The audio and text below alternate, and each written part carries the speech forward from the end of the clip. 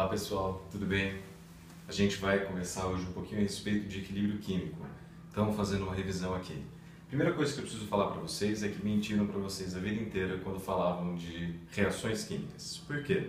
Porque geralmente, principalmente no cálculo estequiométrico, o que vocês estão acostumados a trabalhar? Vocês estão acostumados a trabalhar com a ideia de que tudo aquilo que você utiliza de reagente vai sofrer reação e vai se transformar em produto. O grande problema é que na maior parte das vezes, na química da vida real, não é isso que acontece. O que acontece? Na maior parte das vezes, as reações químicas são chamadas reversíveis. O que é uma reação reversível? Uma reação reversível é aquela que pode acontecer tanto da esquerda para a direita, quanto da direita para a esquerda. Mas como assim? Como isso é possível? Vamos imaginar o seguinte: a partir do momento em que A e B começam a reagir entre si, a gente tem lá toda aquela alteração que acontece com as moléculas e quando a gente tem a formação de C e D, o que pode acontecer com C e D? C e D podem começar dentro daquele próprio recipiente a interagir entre si e reagir entre si, fazendo a reação inversa de formação de A e B. Isso é uma reação reversível. Então é interessante que você entenda que uma reação reversível é algo que acontece com duas reações ao mesmo tempo. Ou seja, não é que acontece uma reação e depois a reação inversa começa a acontecer. As duas reações vão acontecendo ao mesmo tempo, conforme C e D vão sendo produzidos. Agora, é importante que você entenda que a reação que acontece da esquerda para a direita é chamada de reação direta. A reação que acontece da direita para a esquerda é chamada de reação inversa. Agora, como que essas duas reações elas trabalham? Como que elas funcionam quando a gente começa a analisar elas ao longo do tempo? A gente pode analisar basicamente de duas formas, pensando nas concentrações ou pensando nas velocidades dessas reações. Se a gente parar para pensar em termos de velocidade, o que acontece? A velocidade da reação direta, da esquerda para a direita, ela começa no seu valor máximo, simplesmente porque as concentrações dos reagentes A e B no começo são máximas. Agora, conforme A e B vão sendo consumidos, o que vai acontecer com a velocidade da reação direta? Ela tende a diminuir ao longo do tempo. Ao mesmo tempo que, conforme a gente vai reagindo, a gente vai aumentando as concentrações de C e D e a velocidade da reação inversa tende a aumentar.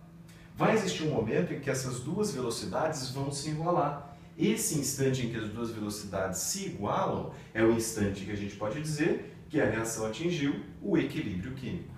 Como que isso funciona em termos das concentrações? Vamos imaginar o seguinte: no início da reação a gente só tem A e B, e a gente vai fazendo reagir A e B, a gente vai fazendo com que a concentração de A e B diminua e, por consequência, a concentração de C e D vá aumentando. Conforme essas concentrações vão aumentando ou diminuindo, você vai perceber que isso vai acompanhando esse gráfico e as velocidades das reações direta e inversa vão ficar cada vez mais próximas até que elas se igualam. Quando elas se igualam, o que tem que acontecer com as concentrações? Imagine você que, quando as duas velocidades são iguais, tudo aquilo que é produzido de C e D é automaticamente consumido para formar A e B. Portanto, a concentração ela não mais varia. A concentração, a partir desse momento, se torna estável. Então, aqui no gráfico de concentração, a gente consegue perceber que o instante em que o equilíbrio químico é atingido é o instante em que as concentrações de C e D e de A e B tornam-se estáveis, tornam-se constantes. Agora, o que você precisa entender a respeito de equilíbrio químico? O equilíbrio químico não é uma coisa estática. Não significa que a reação terminou quando ela atingiu o equilíbrio químico. O que acontece? Essa reação aqui continua acontecendo. Por isso a gente fala que o equilíbrio químico é dinâmico. A reação não cessa simplesmente por ter atingido o equilíbrio químico. Agora, a gente está falando de uma matéria que é da fisicoquímica. E se é da fisicoquímica, com certeza tinha que ter conta em algum momento. Onde que essa conta aparece? Exatamente aqui quando a gente fala a respeito de constante de equilíbrio. A constante de equilíbrio, que eu chamei de Kc aqui para você, é um valor numérico que está relacionado com cada reação. Ou seja, cada reação tem o seu valor de constante de equilíbrio próprio e essa constante de equilíbrio sofre variação apenas com a variação da temperatura.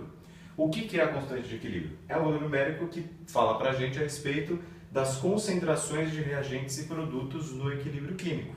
Então, qual que é o esquema geral, qual que é o esqueleto geral de uma constante de equilíbrio?